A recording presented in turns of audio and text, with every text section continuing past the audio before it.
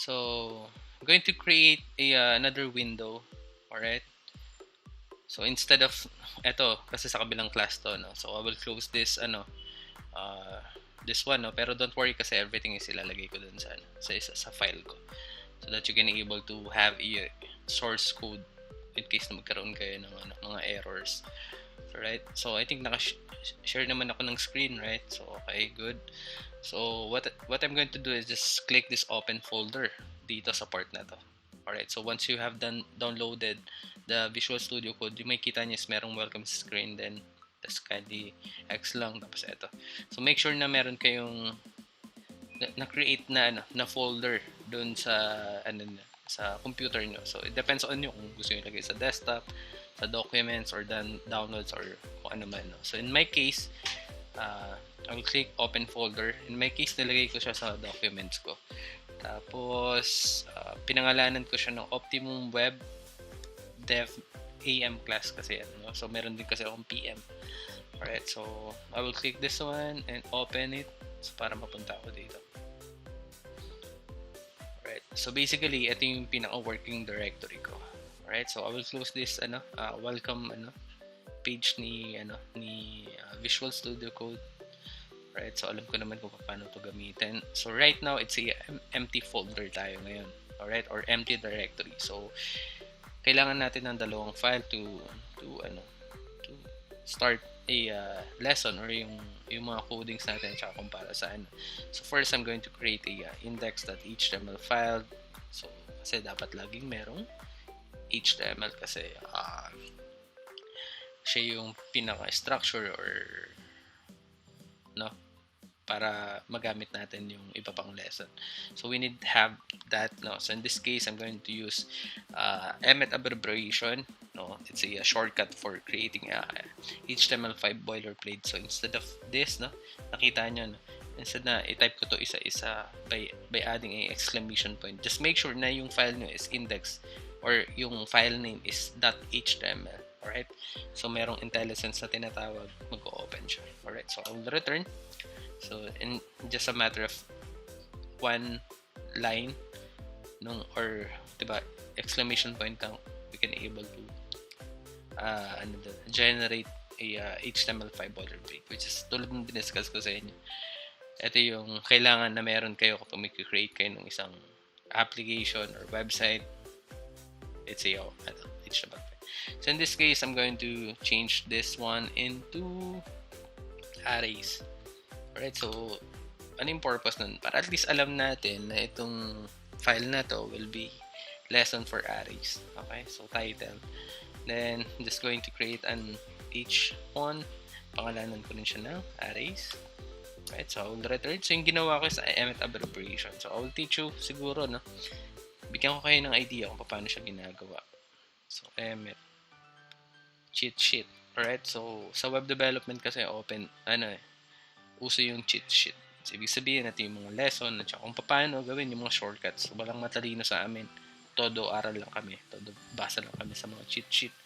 Right? So, kung paano ginagawa yung mga shortcut na ginagawa ko. So, in this case, I will copy, tapos send it to you dito sa chat box natin so that you can able to read and maaral kung paano siya ginagawa. So, for example, this one is the structure, kung paano. So, kapag nag-create ka daw ng nav, dineclare mo rin nav, tapos meron kang greater than, tapos ul, tapos li, ang result daw ganito. Okay, sige, gawin natin. So, sabi niya, nav na may child of ul, kapag yung greater than ul yon, kapag greater than child yon, ibig sabihin, ikaw yung parent, meron ka pang anak sa loob. Tapos yung ul mo, meron pang anak siya, which is li naman. So, instead of i-type nyo to isa-isa, so let's say, copy ko to. So, instead na i-type ko to, let's say, less than, nav, tapos closing, tapos meron na naman akong ul. Alright? Tapos, ayan. Good thing about that, yung nag-IntelliSense pa rin siya. Pero sabi niya, para makabuo ka daw nito, pwedeng ganito lang yung shortcut. Okay? So, gagawin ko siya, para at least meron kayong idea kung paano ko ginagawa. So, matagal ko nang ginagawa to, kaya kabisado ko na. So, for example, I'm going to create a nav na merong ul na merong li. So, in shortcut niya is nav meron siyang child of UL, meron siyang child of LI. Right, kapag na-return ko yan, ganun na rin yung result.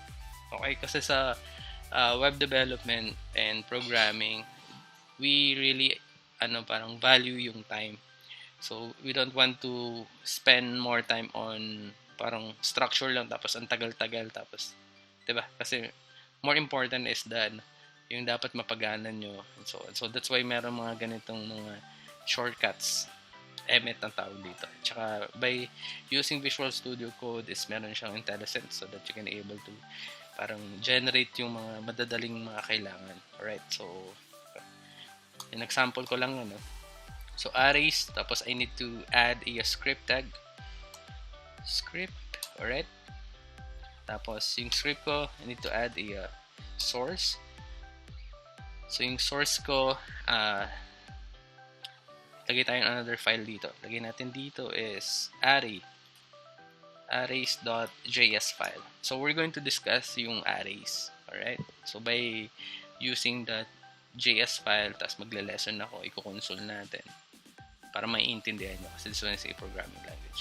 So ngayon, make sure na nakalink yung script tag natin dun sa attribute na source so that we can access this file na to. Yun yung purpose nun. Alright, so let's just add a arrays.js. Right? So ngayon, kapag in-open natin to with live server, ganito yung lalabas niya. Okay? So guys, hindi to katulad nung sa creative web design. Nakafocus kami on building a decent website. Alright, yung lesson natin will be a web development. So kailangan it's a programming language. Kaya hindi ako masyadong nag-aksaya ng oras para pagandahin to. Pero kayang-kaya ko naman pagandahin to. Sa totoo lang. Sasaglitin ko lang yun. So, but anyway, we're going to focus on programming language. So now, we have a arrays.js so that we can access this one. So kapag in-open natin to with live server, just to check if we have a console right now. So, yung console kasi is para ma-check natin yung mga method, property, and so on kung nag-work yung lahat. Okay? So, ang gagawin natin, so, I'm going to add a comment. So, yung comment sa JavaScript is dalawang /. Para shortcut, just press the command for iOS. Pero kapag PC or Windows is control tas /. So, pwede mo siyang itoggle. Alright? So, ibig sabihin ng comment is parang it's a note, no? Na hindi binabasa ng browser. Okay, so, in this case, lagay ko dito, create some arrays. So, some arrays. So, ano ba yung arrays? So, arrays is basically, it's a taga-handle siya ng maraming value. Alright? Yung variable kasi, taga-handle siya ng isang value. Alright? So, yun yung ibig sabihin ng arrays. In this case, I'm going to declare a variable. Ang pangalan is const o yung type ng variable is const. Kasi sa JavaScript, which is programming language, has three kind of variable. So, yung ES5, which is var keyword. Okay, naka-lesson yan dun sa video recorded na lesson ko on what is the difference between the three variable. Pero, syempre, in-explain ko na lang din sa inyo so that hindi kayo confused. Right? So, const for constant. Yung var and let. Yung var is the old way of declaring a variable. So, parang, ang programming language kasi is nag-update sila. Right? So, meron sila mga dinadagdag na mga syntax. So, parang yung mga words, no? Sa English, meron additional or sa Filipino, may mga additional din. So, something like that kasi. Tandaan nyo, this one is a language. So, we're using const for constant. So, pangalanan natin to na numbers. So, hindi pwedeng number. Kasi kapag sinabi mong number, isa lang. So, yung naming ng variable is also important. Alright? Kasi para at least, nagpo-program kasi tayo, hindi lang tayo dapat yung nakakaintindi. So, yung other programmer din, naiintindihan din dapat nila yung declaration mo kung paano mo ginagawa yung program. So, in this case, we're going to use a numbers. So, ibig sabihin marami. Kaya, i-equal natin siya sa isang. So, yung sinabing equal, ina-assign natin. Okay? Sa isang arrays. So, paano yung arrays? So, programming language ng JavaScript, you need to declare or type the square bracket. Okay, so in this case, mababasa niya na itong numbers na to is a array. Tingnan nyo, kapag hinover ko to, const number, tapos any, tapos nakalagay siyang bracket. Okay, so later, magiging arrays na siya. Alright, so basta yan yung pag-declare na isang arrays. So kapag arrays, ibig sabihin marami siyang storage siya ng multiple value. So madaling salita, let's say, refrigerator. Ayan. So, pwede mo siya sabihin ng arrays kasi marami yung pwede mong ilagay dun. Kapag yung bottle, okay, it's a variable kasi isa lang yung laman niya. Water lang or soda lang. Hindi ka pwede maglagay ng marami. Right? So, in this case, dial number, let's just put a random number. So, 56, 33, 23, 44, 36 and 5. 36 and 5. And yung arrays is kaya niyang mag-handle ng iba-ibang value. Alright? So, in this case, dahil numbers yung pinangalan natin dun sa variable natin na tagahawak ng isang arrays, syempre it makes sense na ang lagay natin is numbers. Right? Kasi, ang pangalan ng variable natin is numbers. Kasi ang purpose ng variable is every time na i-refer mo itong numbers na to, ang laman is ito. Ganun siya. Right? So, for example, punta ako sa inyo para nakikita nyo. So, for example, this one is just a, ano tawag dito? Glass. Cup. Tama ba? Baso, sa madaling salita. Para sigurado. Baso na merong laman. Alright. So, merong lamang water. Okay. So, basically, ang tawag dito is a variable. Anong pangalan ng variable na to? Baso. So, ano laman ng baso natin? It's a water. Alright, so yung kanina, yung constant natin, that's the name of the variable. Ang pangalan nung, or yung the way kung paano natin dineclare yung variable, constant, para hindi siya pwedeng mapalitan. Yung pangalan nung, pangalan nung variable niya is number. So that, numbers, so in-equal natin siya sa maraming laman. Alright, so basically ganun. Alright, so I hope that it makes sense. Okay, so yun yung pag-handle ng isang arrays. Alright, so let's declare another variable. So let's say const numbers. So numbers, pero merong 2. Right?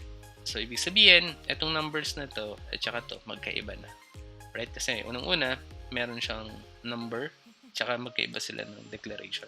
So you can also, may kita nyo rin yung ganitong new keyword na array. Alright, so this one is a more likely a constructor. Okay, so nakita nyo nang hinover ko yung array na constructor, lumabas siya is this variable array is equal to array constructor. So kapag sinabing constructor, ano ba yan? It's basically is an object. So ano ba yung object? So object has a property and methods. Right? Kaya meron tinatawag na object-oriented programming. So basically, this programming language, which is the JavaScript, has created an constructor na merong property and methods na pwede nyo magamit to do something. Okay? Na parang existing na siya. Pwede, diba yung kanina yung sinabi ko sa inyo, yung push button or yung button na yun is meron na siyang function. Alright? Na kapag pinindot mo to, itong push button na to, mag-open yung makina. So, dinevelop na yon nung nag-create ng sasakyan. Okay, so existing na siya. So, something like that. So, this one is array. Alright. So, para ma-declare niya as an array itong variable na to. So, doing itong part na to at saka to parehas lang. Alright. So, kasi mamaya ma-confuse kayo. Meron kayong nakitang ganun eh. So, 22, let's say 45, 33 and 76, 54. 76 and 54 in my lesson. Alright, so doing this line of code at saka to, parehas lang. Alright, pero ang tawag dito is more in literal. Okay, kapag nag-declare ka ng bracket, medyo arrays na kagad siya. Ito is yung parang, you need to instantiate what is the new keyword. So for example, punta ko ulit dito sa inyo. So, yung ginagawa natin is instantiating. Okay, so, sir, ano yung instantiate? So, for example, meron akong skilled with web development or programming. Okay, kapag instantiate, yung instance ko, yung kaya kong gawin is binibigay ko sa inyo. So, parang ipinapasa ko sa inyo yung kaya kong gawin. Yung knowledge ko, pinapasa ko sa inyo. So, ang tawag doon is instantiate. So, paano nangyayari instantiate? Or yung instance, kailangan mong maglagay ng new keyword para itong kakayanan ni Ari is mapunta kay numbers. Naintindihan? Right? So, parang yung tinuturo ko sa inyo, yung alam ko, ibinibigay ko sa inyo para magamit nyo. So, in this case, si Ari is binigay niya yung kakayanan niya, which is Ari, kay numbers 2. So, I hope that it makes sense. Right? So, let's declare another variable. Pangalan natin siya ng fruit. So, is equal to an array. So, kanina, numbers yung lagay natin. We can also do an, let's say, apple. So, let's see. Banana. Alright. Banana, orange. Let's see.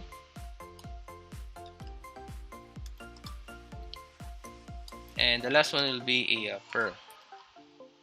Alright. Just give me a minute guys. Saglit lang. Di-distract lang ako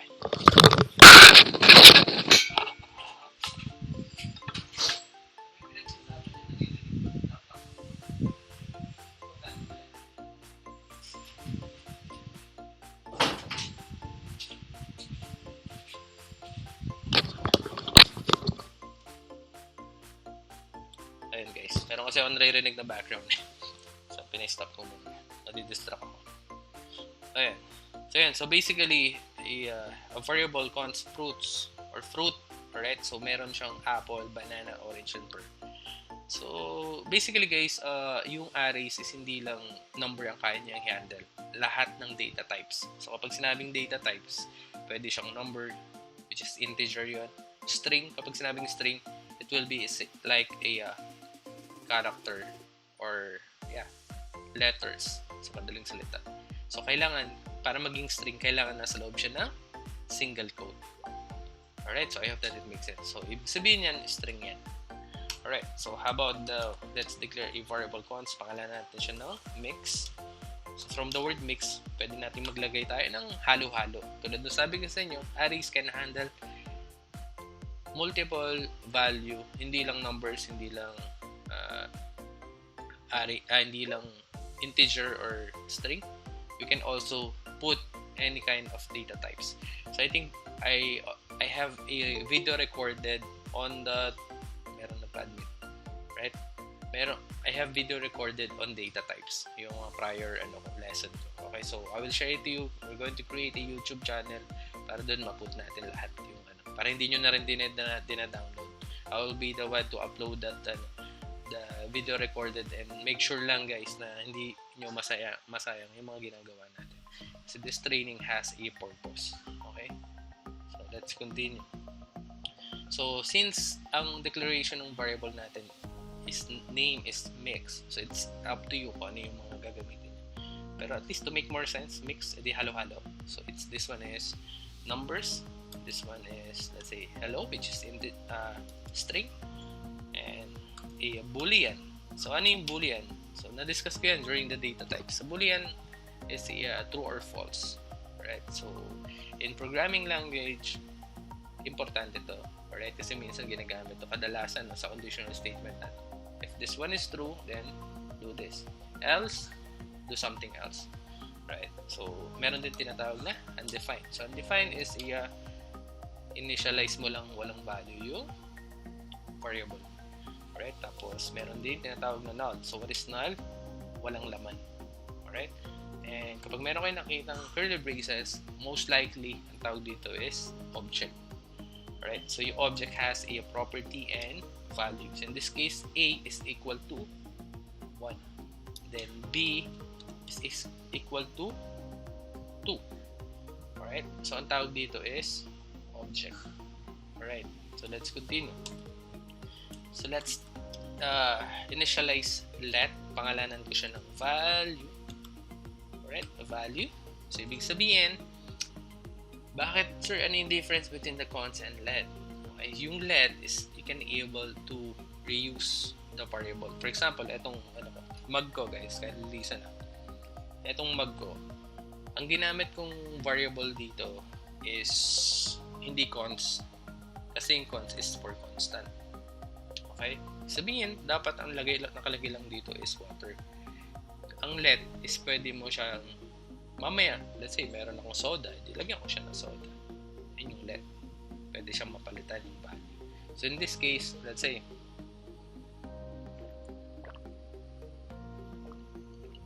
ininom ko yung laman ng yung variable ko. Paano yung declaration? Eto, let value. So, madaling salita, let, ang pangalan nito is mug. Wala siyang laman. So, madaling salita, undefined. So, pag sinabing undefined, right now, wala pa siyang laman. Okay. Pero soon, we're going to use this one para magamit natin sa program natin na itong walang laman na to, mamaya, lalagyan ko siya ng laman. Alright? Ganun na. So, yun yung purpose na. So, naka-lesson yun dun sa mga nakaraang lesson. I will share it to you. Right. So, let value. So, I'm going to add a comment. Lagyan natin dito is get array length. So, alright. So, length. So, length is a property ng isang array. So, kapag sinabing length is yung gaano kahaba. Diba? So, let's say si numbers, meron siyang 1, 2, 3, 4, 5, 6, 7. So, meron siyang 7 value. So, ang tawag dyan is yung length na is 7. Alright? So, paano daw yun gawin? So, sige, gawin natin. So, this value, alright, na variable, lagyan na natin siya ng laman. So, in this case, parang itong mug ko, walang laman, lalagyan ko na siya ng laman. Alright? So, yun yun. So, value, walang laman. So, ano daw ilalagay natin laman? So, yung variable number or numbers. So, I think dapat this one is numbers. Oops. Yeah, numbers. Alright. So, yung numbers, since this one is already a arrays, mababasa niya na this variable has a property of arrays. So, kapag nilagay ka ng dot dito, lalabas na yung mga property and methods niya. Alright. Kasi si numbers is already a arrays. So, ano yung mga pwede mong gamitin? Concatenate, copy within, entries, every, fill, filter, find, for each, find index, includes, index of join, keys, last, and nakita nyo, this one is a property. Alright. So, kapag ang kulay ng property is yung ganito, pati yung logo niya, yung parang kulay blue, tapos, ang method is yung ganito. Alright? So, basically, tandaan nyo, kapag method, meron siyang parenthesis. Kapag property, wala. Okay, so sabi niya dito, length. Alright, so, meron siyang, good thing about this, Visual Studio Code has an IntelliSense. So, ina-explain niya dito kung para saan ba itong property na to. So, let's do that. Explain. So, gets or set the length of the arrays. This is a number 1 higher than the highest element defined in an array. Alright, so basically, ibibigay niya sa'yo kung gaano karami yung bilang ng arrays natin. So, let's do that. Then, let's close this one into semicolon. So, ngayon, para natin malaman, so let's just console.log. So, console.log is to see yung result or i-print out yung result ng isang value or yung gusto natin makita. Alright, so in this case, ang i-console natin is si variable value na merong hinandle na numbers, pero ang tinatanong niya is yung property na length. Kung gaano daw karami. So, in this case, 1, 2, 3, 4, 5, 6, 7. I'm assuming that yung i-return niya will be a number 7. Okay, so, I hope that it makes sense, guys. Ganun ang programming language. Alright? So, let's continue. Alright. So, I'm going to add another comment. Take ko dito, check if is array. Alright, so pwede natin siyang tanungin kung this one is array ba. So, yung value natin, initialize ko ulit siya. Lalagyan ko siya ng, let's say, array. Alright, so, kung napansin nyo, this one is constructor. Kulay green siya. And si array has a method. Tulad na sabi ko sa inyo, yung constructor, it's like an object. Ano yung object? Meron siyang property and value. So, let's say yung car, balik tayo sa car. Meron siyang property and value. What is the property? Property and methods. Okay, so yung property is a color, nag-handle ng isang bagay, isang value. Yung method has a behavior. Yung, let's say, push button start, stop, and so on. Right? So, ngayon, tawagin natin yung pagtawag dot, tawagin natin yung is array na method. So, kanina, this one is a property. Alright? So, kapag in-over natin yan, makita mo, property. Ang difference between the property is wala siyang parenthesis. End mo lang siya with a semicolon. Si array, kailangan mo siya ng parenthesis para maging method siya. Alright? So, end din natin with a semicolon. So, ngayon, si array has an argument. So, i-hover natin yan. Sabi niya dito, method array constructor is a array any. Kailangan daw natin ng argument. Argument, kapag sinabing argument, is nasa loob ng isang parenthesis. So, ano daw yung kailangan natin? So, argument, any daw, kahit anong lagay natin. So, maybe we can do syempre, array. Alright? Kasi tinatanong ba natin to kung array ba to or not? Kung array, so, sasabihin niya true or false ata. So, let's do, check natin. Lagay natin yung variable na numbers. Tapos, i-console natin yung value. So, save natin. Check natin. Let's see it true. Alright? Kasi ibig sabihin, this number is an array. Alright? Kasi totoo naman nasa loob siya ng isang bracket at saka marami siyang laman. So, ngayon, kapag naglagay ka ng, let's say, const name is equal to, say, Bobby. So, this one will, do you think, this one is an array or not? Hindi to array. This one is just a variable. So, pag nalagay natin yung name dito, the answer will be false. Alright, so nababasa niya. Okay, so I hope that it makes sense. So, naman siya. Alright, tapos let's leave this one into. Let's continue this one into numbers. Alright, good. Alright, so next natin, check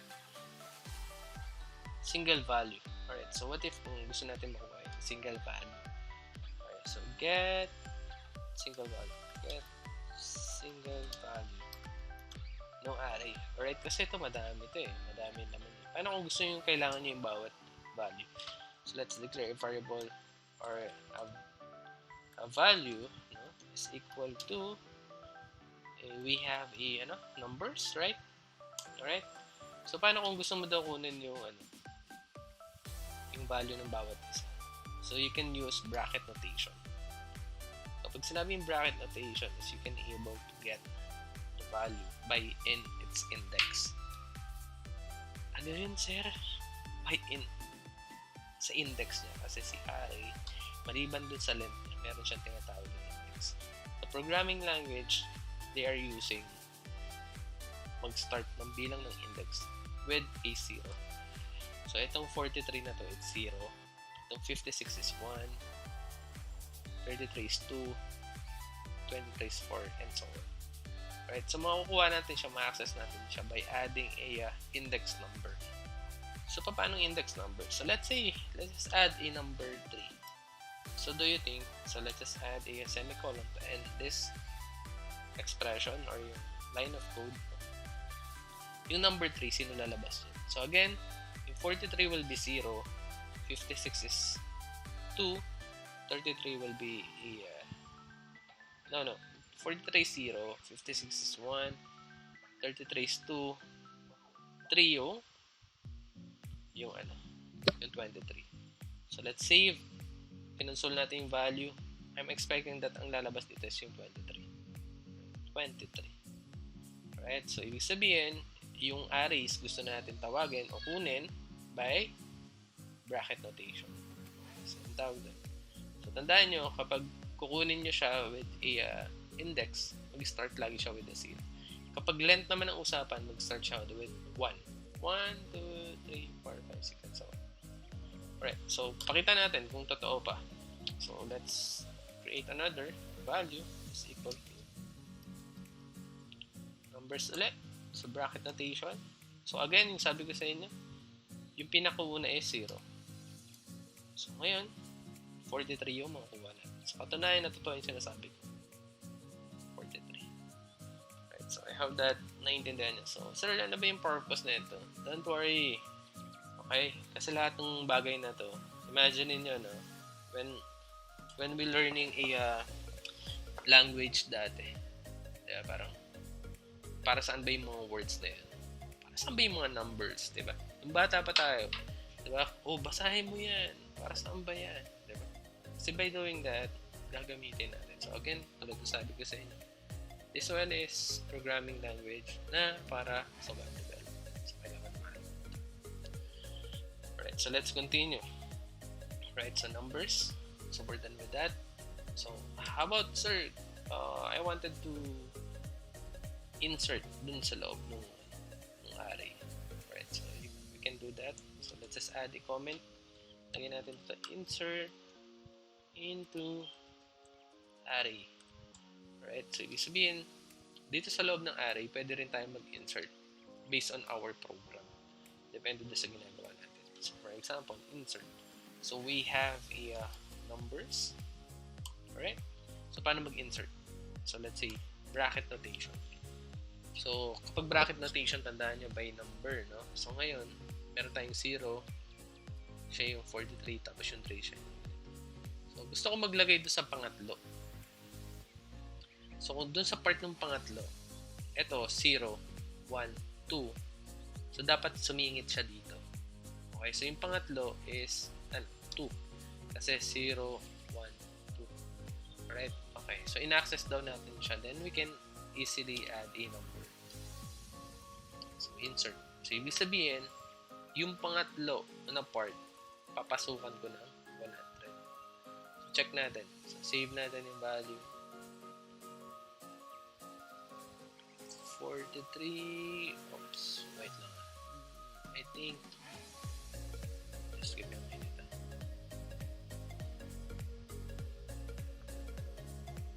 So, basically, kaya hindi natin siya na-console kasi ang nilagay natin is value. So, dapat numbers. Okay, so let's just console.log numbers. Check natin. Ayan. So, kanina, yung numbers natin na variable or an array is 43, 56, 3, so on. Pero walang 100 dito. Ngayon, nung pinasukan natin siya sa pangatlo, lagay na tayo ng 100, kinusol natin yung numbers, check natin. So, 43, 56, 100. So, dun pumasok yung 100 na nilagay natin sa pangatlo. Kasi by index of 2. Kasi merong value yung 0. Okay, kapag nilagay natin yung 0 dito, doon siya mapupunta sa pinakauna, yung 100. Right? So, I hope that it makes sense, guys. Alright. Let's continue by find index of value. So, add value. Comment. So, find index. So, index of value. Right? So, hanapin natin yung index niya by value. So, let's declare uli yung value natin. Okay? So, pwede natin siya lagyan ng kahit anong laman, right? So, lagyan natin dito is yung numbers, right? Ng variable natin. Pwede tayo maglagay ng method dito na index of. Right? So, index of. So, from the word find index of value. So, paano yun, sir? Find index of value. So, basically, hanapin natin yung, let's say, yung 36. 0, 1, 2, 3, 4, 5. 0, 1, 2, 3, 4, 5. Yung 36 pang 5. Alam natin yun kaya tayo nakaprogram. Ngayon, kapag gusto mo siyang makuha yung index niya, by value, ang kailangan mo gamitin ng method is index of. So let's say 36. Ang ibibigay niya sa'yo is index of 0, 1, 2, 3, 4, 5. So I'm going to expect this one will be a 5 yung answer. 5. Okay? So I hope that it makes sense. Dapat komportable kayo dito kasi guys, in programming, magagawa niyo yan. May kita niyan kasi hindi lang naman puro ganito yung lessons natin. No? We're going to create an example. A project, no? Okay, saan na ba kayo? A project na ang gagamitin natin is yung mga kung ano yung discuss ko sa inyo. Kasi hindi yung parang, let's say, parang nangyayari kasi ganito, no? Parang language na tinuturuan ko kayo kung para saan. When, where, what. Okay? So, kung paano nagpa-function. So, basically, syempre, pagkatapos natin matutunan yung isang bagay na yun, gagamitin natin siya kung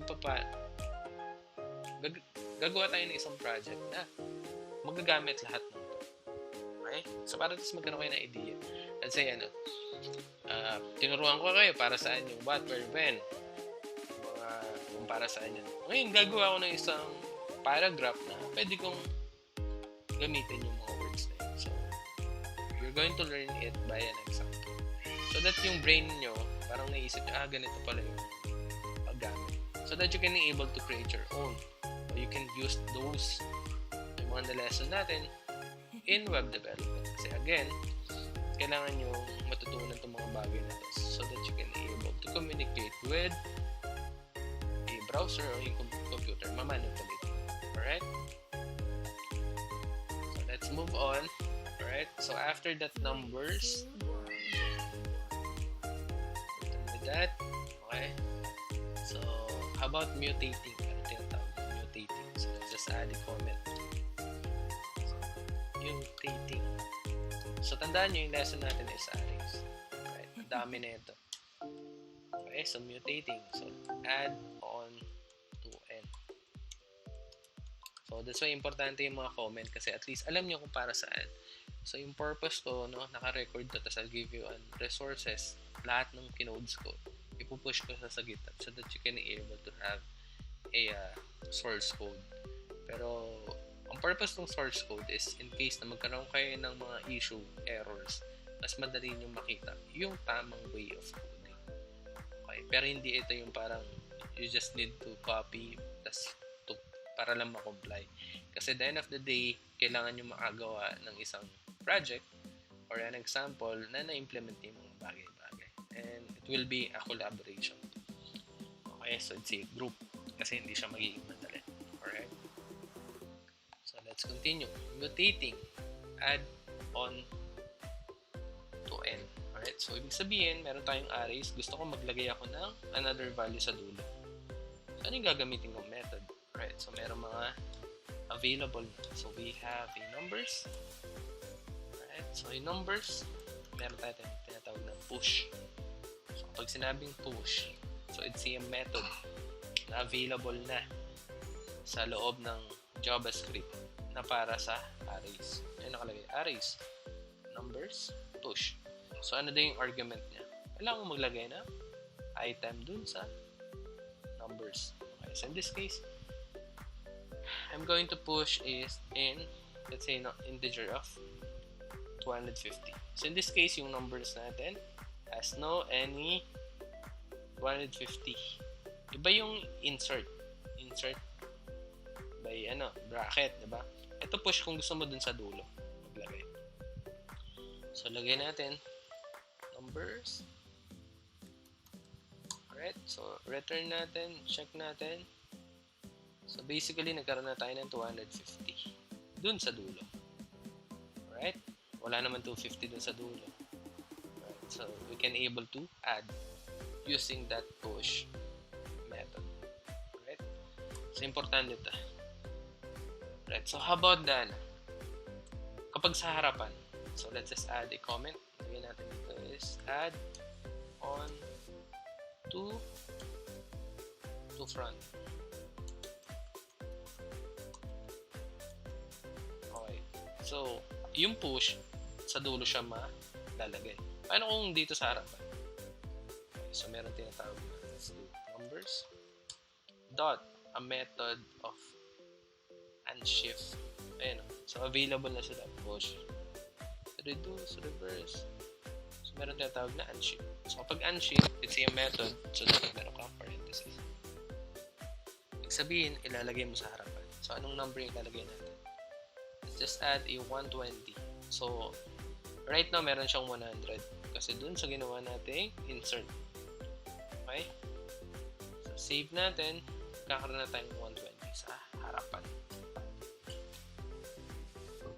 Alright. So let's continue. How about the gusto kong tanggalin sa yung yung 250, yung nasa dulo. So meron tinatawag na add a comment, take off. Just take off from end sa dulo. So paano natin kunin or i-take off? So we have a numbers variable. Sino i-take off natin o kunin natin? So meron tayong tinatawag na pop. So we say from the word pop, siya method of array, this number removes the last element from an array and returns it.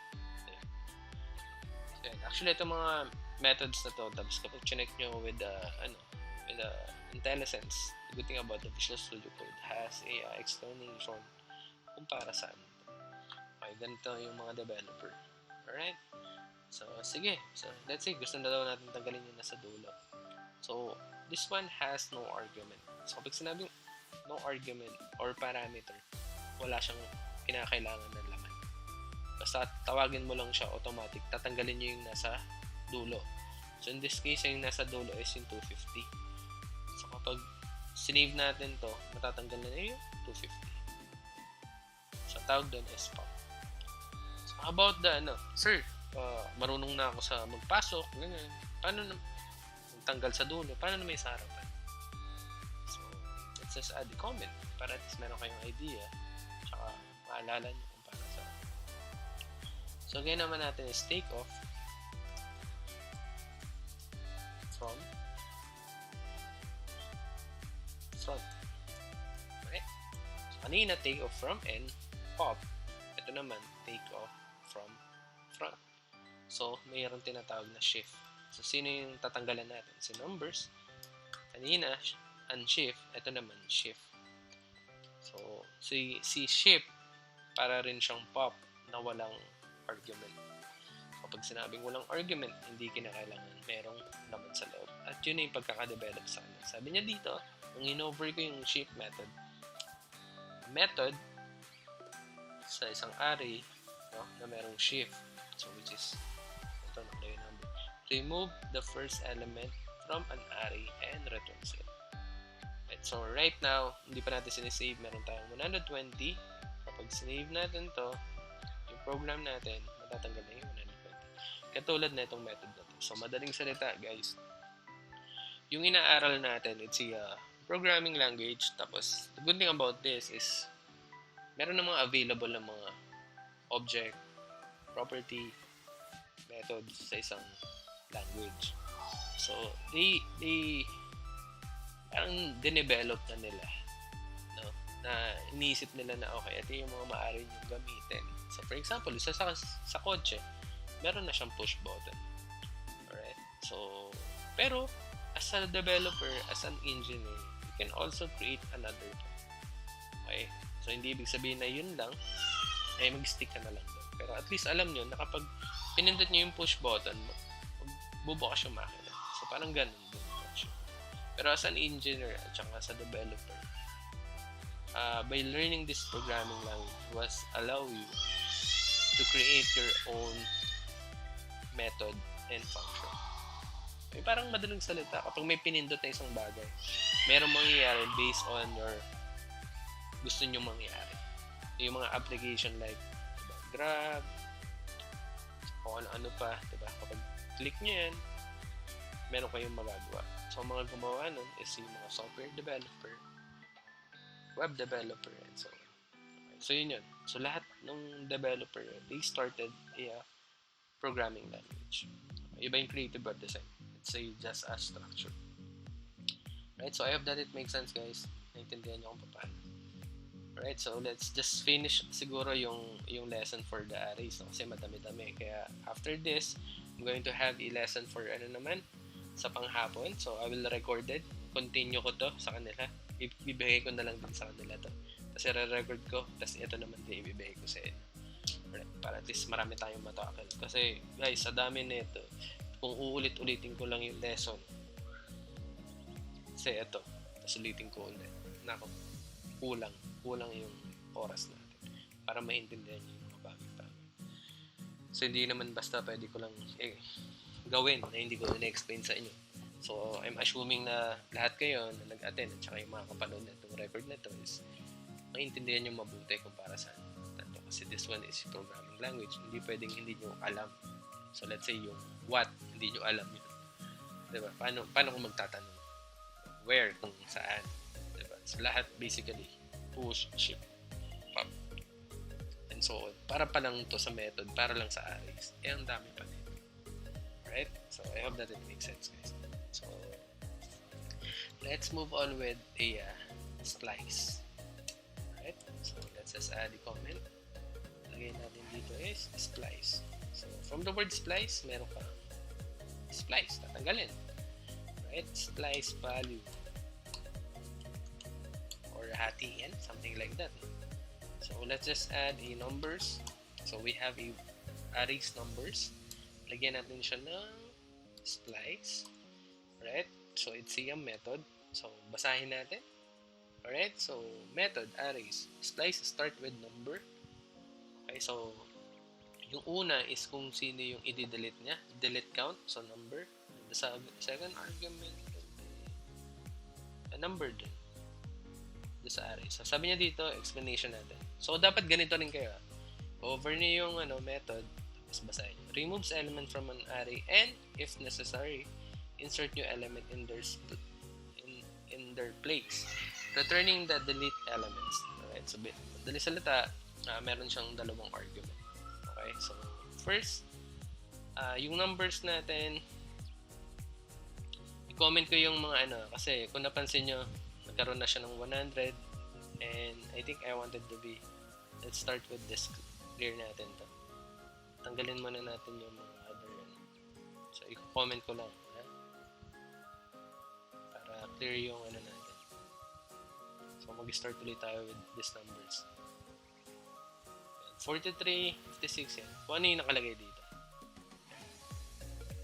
So splice, comment natin.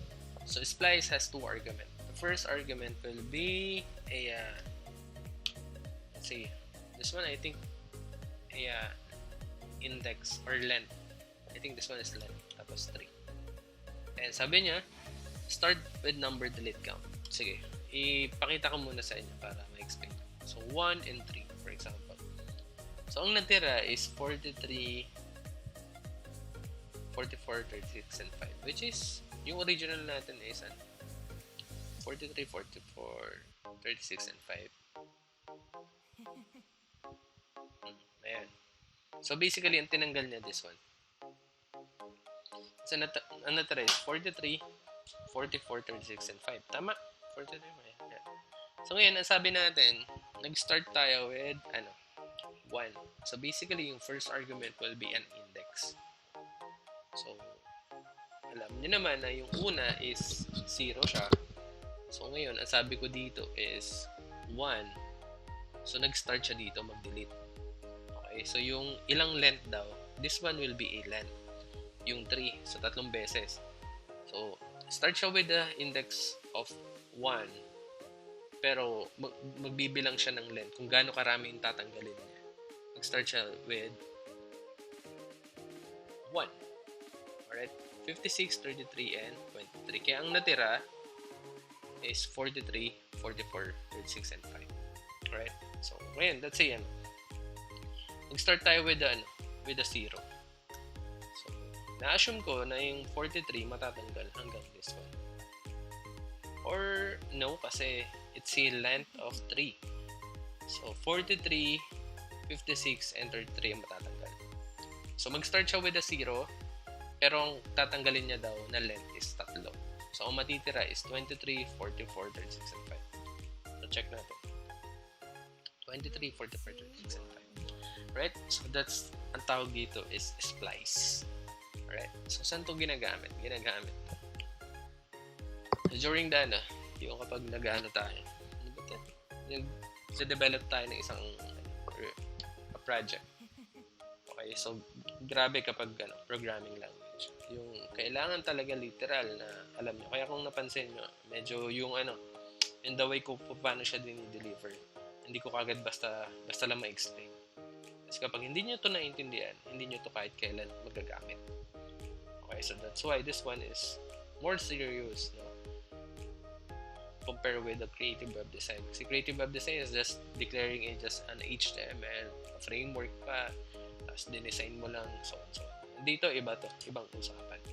Okay, yung mga estudyante ko dati sa face-to-face na class, ang popogi pag pumapasok gaganda ang fresh, bagong ligo Pagtaas ng klase, break time, gulo-gulo talaga yung buhok nila. Shit, ano ba yan, sir? Okay. Pero ang totoo, yung mga nag-adapt, no? Yung mga pinilit nilang intindihin at alam nila, sinasabi ko na this one will be a process. Sila yung nasa industry na. Okay, ang dami kong record na yung mga estudyante ko. Nandun na sa industry. Pero hindi sila lahat. Okay, yung sino lang yung nag-adapt, sino lang yung nagsikap. So, it's up to you guys kung ano yung gusto nyo mangyari. Pero this one will be a rewarding for those who wanted to be a web developer or a programmer or para dun sa mga educator dito. Okay?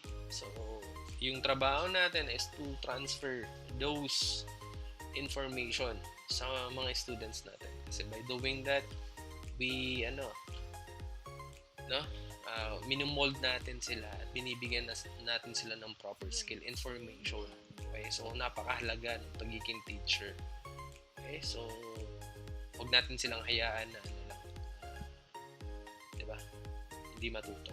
Kasi ang trabaho natin, hindi lang para basta maituro para kumita tayo. Trabaho natin is maituro sa kanila to para gumanda yung buhay nila. Right? So, I hope that you're enjoying this class, no? So, medyo technical nga lang talaga. Right? Yeah, thank you. So, sige, let's continue, no? So, splice. So, kung merong splice na tinatawag, so don't forget to have a semicolon. That's the convention of parang end of this line of code. Right? Doon na si JavaScript dati kasi parang nag-error siya, pero inadapt niya na rin yung walang semicolon. Pero yung convention, kapag sinabing convention, ito yung standard, ito yung ginagamit talaga. No? Kasi merong mga ibang programming language na hindi pwedeng walang semicolon. Like yung Dart.js. Dart programming language. Okay, so hindi pwedeng walang semicolon sa dulo. Mag-error. Si JavaScript pwede. Pero dahil convention, tulad na sabi kasi, kailangan na dyan. Standard convention. Alright, so let's move on with in reverse. Alright, so how to reverse? So it's numbers. Alright, just call the method na available. So dot, na kung meron kang tatawagin na method or property, lalo na we declare this one into an array. Alam na nung Visual Studio Code na si numbers is an array. Alright? Kasi in-equal natin siya, in-assign natin tong number na to sa isang array. So, madaling salita, array na siya. Alright? Siya na yun. Kaya, pwede nyo nang magamit yung mga method ni arrays and property. So, dot. So, gamitin natin yung reverse. Alright. From the word reverse, okay? Siyempre, babalik ta rin yan. Ano yung natira sa atin? Right now, punta tayo. 23, 44, 36, and 5. So, kapag in-enter ko to or sinave ko yung file natin, babalik ta dyan. I think 5, 36, 44, and 6. 23. Nandito na siya sa harap. Right. So, let's see, reverse. So, save natin. 5, 36, 44, and 23. Alright. So, that's the yung mga available na method sa isang programming language yung inaarap natin. At madami pang iba. Okay? So, nasa fundamentals pa lang tayo. Meron pang DOM manipulation, how to manipulate a document object model. Then, I will teach you how to may mga tayo din, may mga project tayo din sa DOM. So, I will teach you how yung object-oriented programming kasi sa industry, hindi nila masyadong ginagamit yung procedural. So, puro object kasi mas malinis, mas madaming kayang gawin. Right? So, tawag doon is object-oriented programming. When I was starting learning programming, yan yung parang hit na hit. Parang pangalan niya pa lang, OOP na, parang shit. Tapos, ang complicated. Pero, it depends on the teacher at saka kung paano i-deliver yung part na yun. So, kapag expert siya, I think magiging madali. So, I think, ita-transfer ko ng mas madali sa inyo kasi alam ko siya kung paano gawin, so paano i-transfer sa inyo. Okay, so it will be more advantage to you guys kung talagang literally you really understand this, yung mga pinaggagawa natin. Kasi kung you're planning to apply as a developer, may mga questions tungkol sa mga ganyan. So how to declare a function, para saan itong object-oriented programming, how to fetch an API, ano yung gagamitin mo. So, this class is really important. Okay, so, doon na medyo online tayo, pero ganun talaga. Pero, nasa inyo yan, guys. I'm doing my part, no, as your trainer, as the one, siguro, natutulong sa inyo para maintindihan ito. Pero kung hindi nyo rin naman gagawin ito, wala rin mangyayari. Okay? So, nasa inyo. Nasa bola nyo, ibibigay ko sa inyo yung bola. Ibibigay ko lahat ng resources, yung information, nasa inyo na. Okay? So, for those who wanted to, be successful dito sa ginagawa nyo, alam nyo na kung anong gagawin. Okay? So, reverse. So, let's move on with concatenate. Alright, diba yung last time, I think doon sa nakaraang lesson ko, meron akong concatenation kasi yung concatenation is usually using for a string. So, yung mga data types kasi na una na yun. So, that's why I will share it to you. So, meron din tinatawag na concatenate array. Alright? So, let's just alright. Concatenate. Alright. Array. Let's continue. Alright. So, basically, yung concatenation, tulad ng sabi ko sa inyo, it's like a chain. Alright? So, hindi mo siya magagamit kapag na maayos kapag putol siya. So, it's a chain. So, yung append, alright? Yung append naman, nung bata tayo, meron tayong robot. Okay? Yung parang biglang kinakabit mo siya. Alright? So, ibig sabihin yung robot na yun, kaya niyang mabuhay. Kaya niyang gumalaw sa sarili niya, even though without the append. Alright? So, dinadagdag lang siya. Additional function siya. So, I hope that the concatenation is naintindihan. Alright? So, let's continue by coding. So, concatenate array. Alright? So, gawin natin. Let's use the value is equal to numbers. Alright?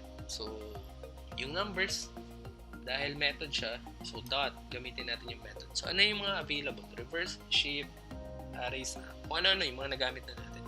So, meron tinatawag na concat. Right? So, concat, from the word, pinahigsi siya sa programming language. So, instead of concatenation, sinabi siya na concat. So, concat has an argument. So, over natin. So, method array, concat, tapos, sorry.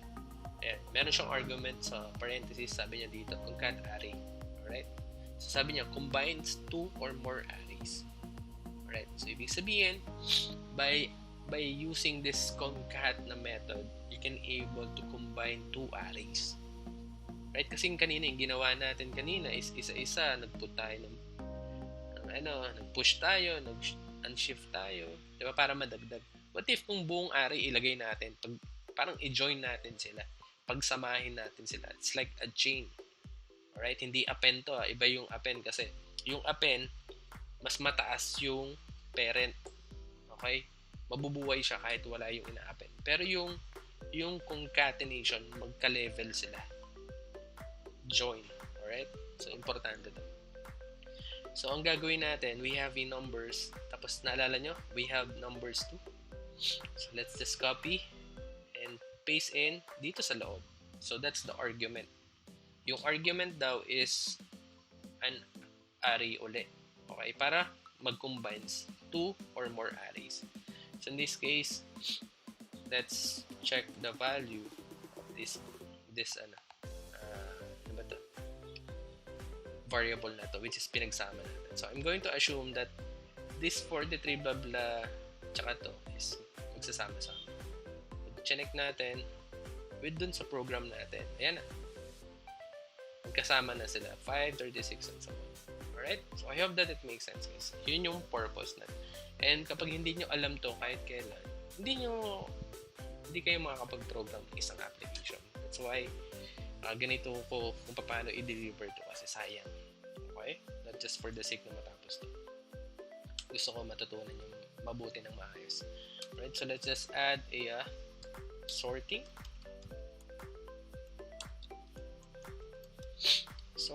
arrays.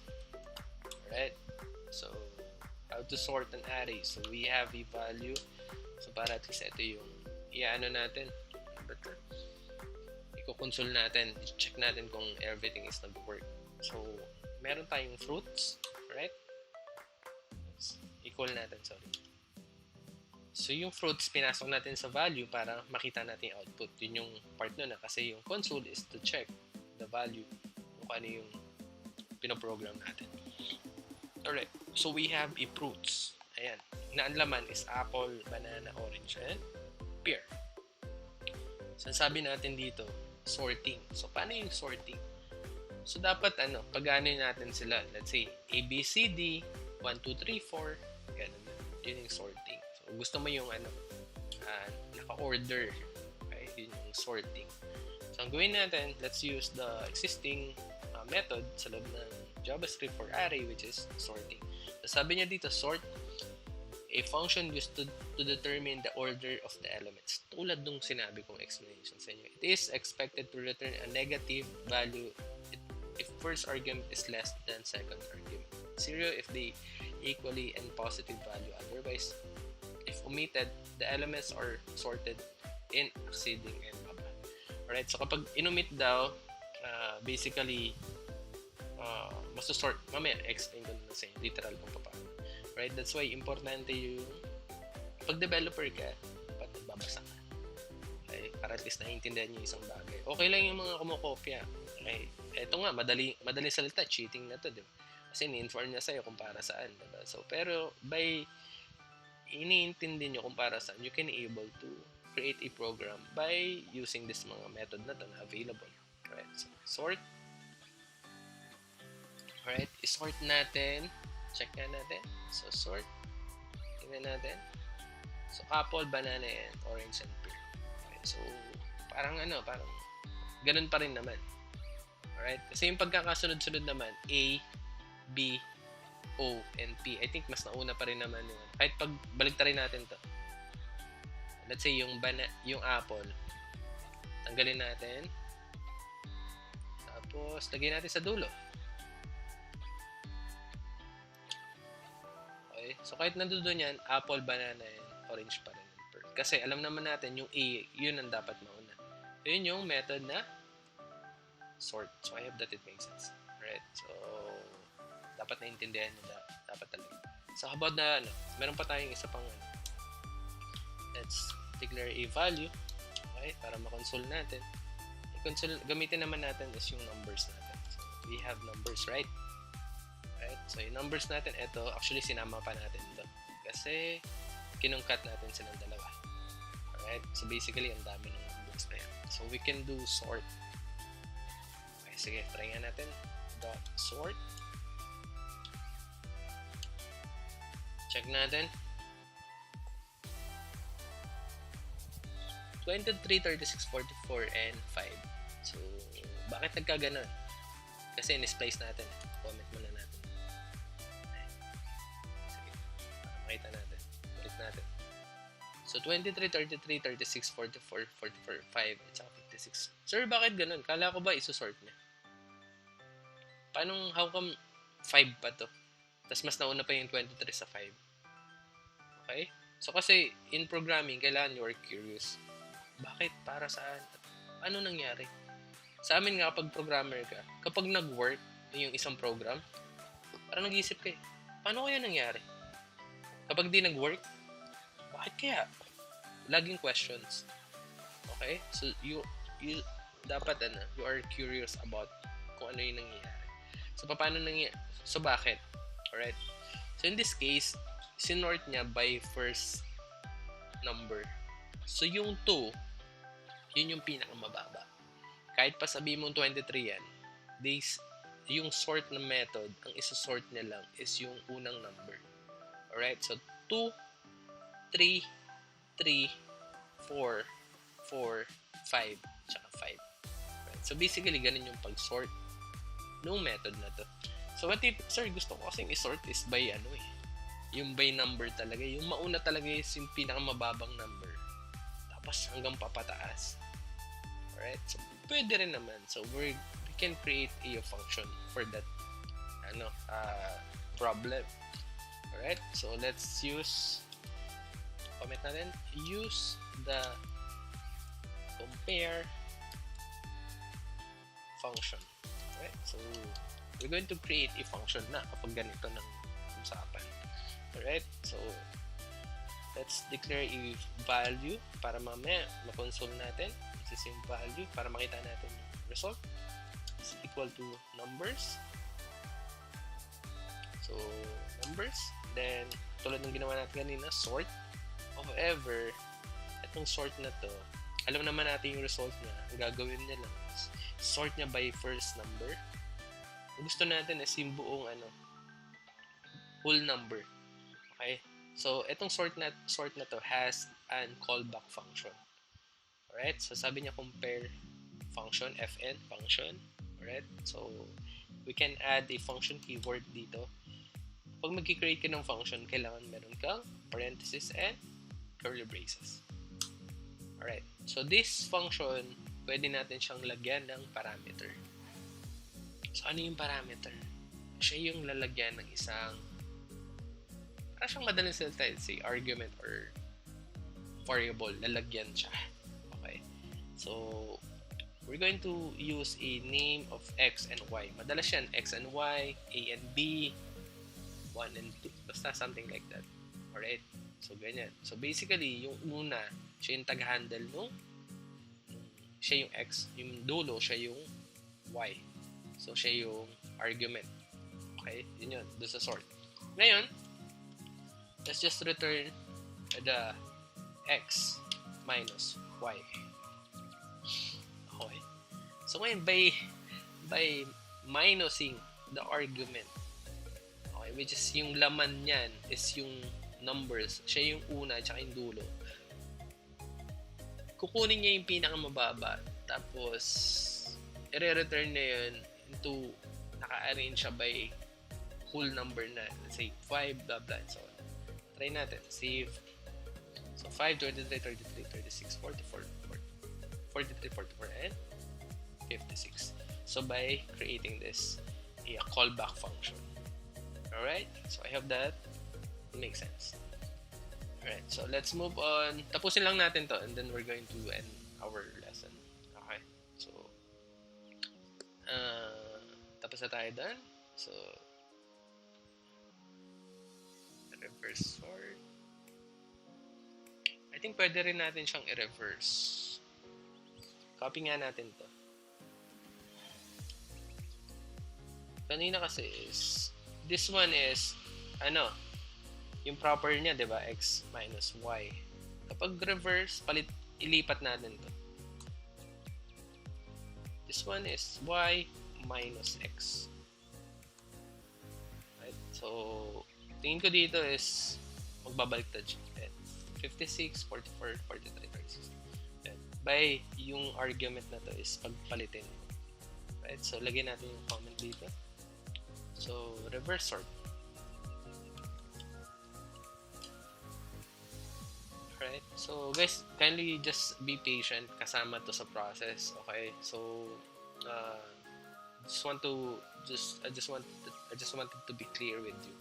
yung mga programmers na yan, saka mga web developer na yan, they didn't just parang naging programmer na hindi nila dinaanan ng lahat ng to. Okay? Lahat kami, inaral namin to, then eventually, natutunan namin to so that we can able to use that. Kaya nga, diba sabi ko sa inyo, inaral natin to say a programming language. So, importante. Alright? So, sabi ni Miles, y minus x? Question mark. What's that say, Miles? Alright, yan. So, basically, that's the argument. Sabi niyo ba kasi reverse yung Ano yan? Sorry. Hindi, kanina pa kasi nagtatanong kayo paano pag i-reverse. Okay. Ayan. Alright, so, yan. Yun pala yung sagot. Alright, that's good. Okay. Alright. Thank you, no? So, for, ano ba yan? Interactive. Okay. So, yan. So, let's move on with find. So, pag find, meron kang hanapin. So, we need to use a function. Alright, kasi ibig sabihin, meron tayong gagawin. So, over 50. Let's name this function as a over 50. Okay, so paano mag-create ng function? You need to declare a function keyword followed with the name of the function.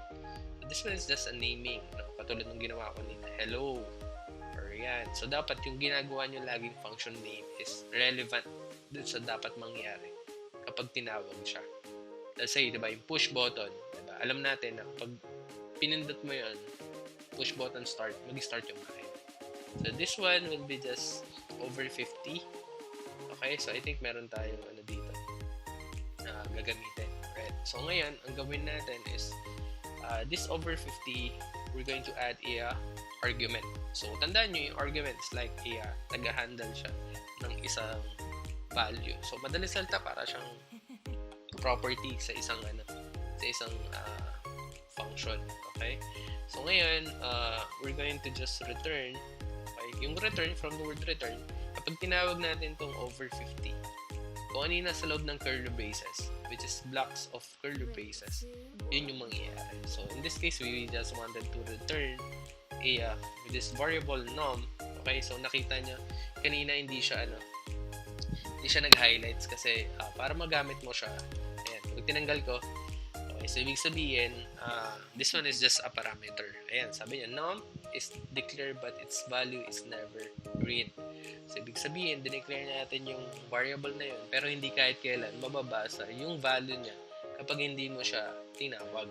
So madaling salita, para siyang variable na hindi, dineclare mo yung variable pero hindi mo siya magamit until tawagin mo siya.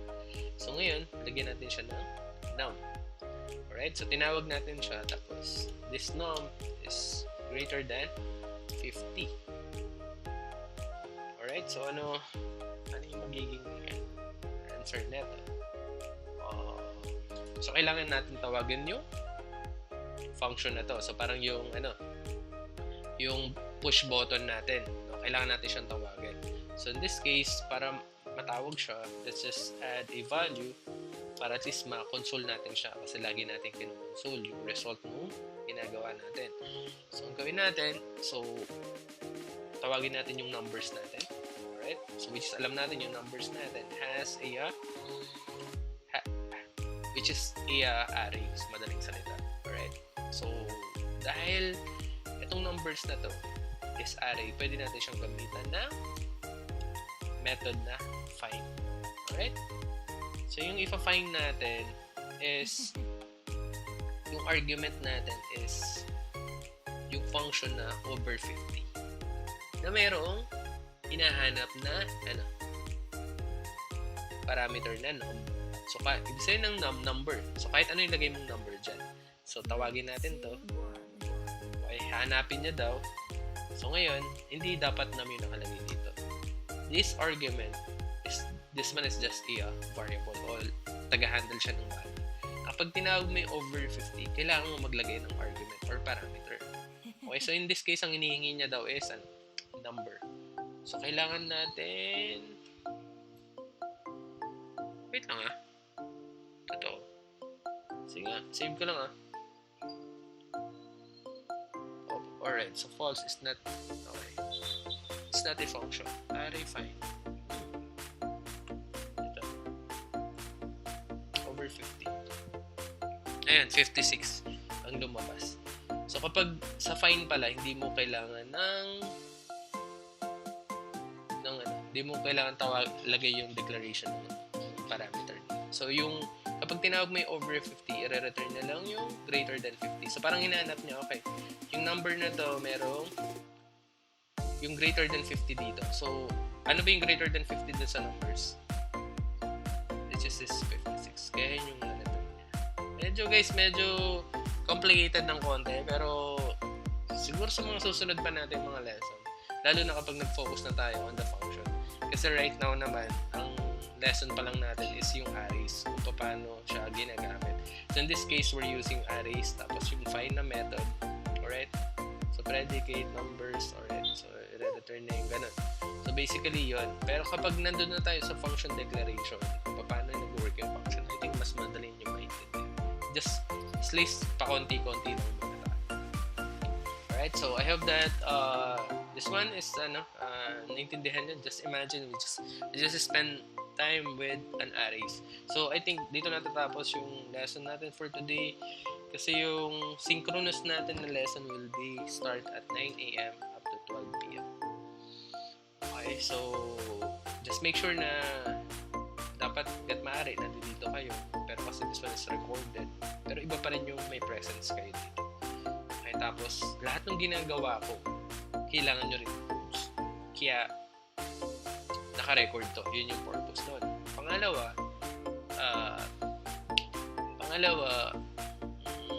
meron akong ibibigay na resources, yung tapos na, para in case na ginagawa nyo isang bagay, nagkaroon ng error, habang pinapanood nyo yung tapos kinote nyo, ng error, tapos di nyo pa rin makita. Possible kasi talaga yun. Meron kayong pagkokopyahan. Okay? Pero again, hindi yung part na yun para pagkopyahan, para for the sake of compliance. Kailangan yung matutunan yun dito. Okay? So sabi ni iTeacher, sir, tanong ko lang po, why 50 po yung ginamit na constant? Why 50 yung constant?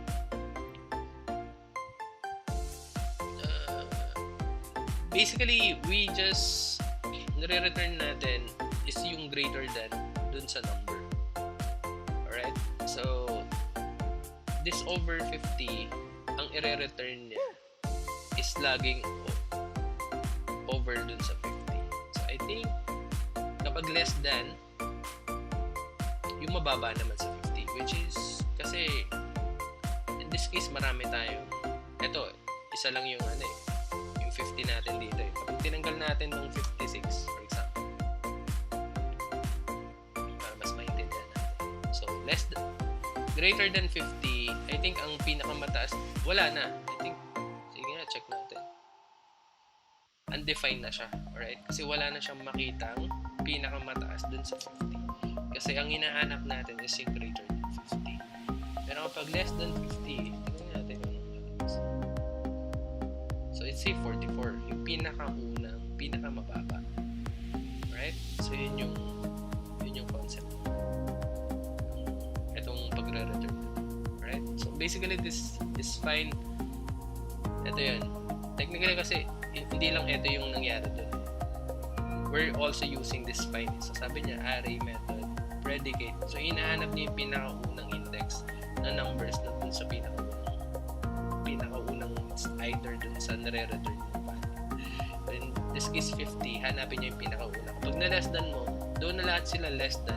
Pero ang hanapin niya lang is yung pinakamababa na nakita niya. Alright? Kapag si find kasi, kapag nakita niya na, sabi niya dito, returns the value of the first element in the array where predicate is true and undefined otherwise. Alright? So basically, si find kasi is, though na lahat sila is less than 50, pero hihinto siya once na nakakita na siya ng isa. Alright? Yun yung purpose ng find. Alright? So, minsan usually ginagamit ito sa